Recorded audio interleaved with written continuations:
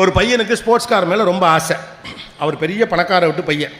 அவன் என்ன பண்ணுறான், அவங்க அப்பா கிட்ட ஒரு ஸ்போர்ட்ஸ் கார் கேட்குறான். இது ஒரு வெளிநாட்டு கதை, அதனால அது ஸ்போர்ட்ஸ் கார். நம்ம ஒரு தான் பைக்குன்னு வச்சுக்கலாம்னு வச்சுக்கோங்களேன்.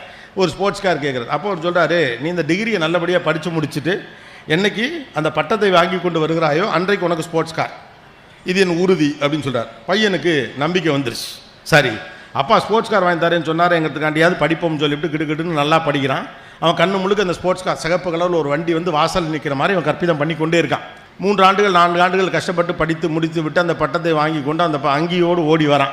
அப்பா கிட்ட வந்து அந்த சர்டிஃபிகேட்டை கேட்டு, அப்பா நீங்கள் சொன்னதுபடி நான் முதல் வகுப்பிலே தேறி இருக்கிறேன், இந்த பாருங்கள் என்னுடைய ஸ்போர்ட்ஸ் கார் எங்கே, நீங்கள் வாக்குறுதி கொடுத்தீர்களே அப்படின்னு சொன்னோடனேயும் அவர் என்ன பண்ணுறாரு, அவனை கட்டி இணைத்து ஒரு முத்தம் கொடுத்து விட்டு அவர் வந்து ஒரு புத்தகத்தை பரிசாக கொடுக்குறார் பையன் கையில்.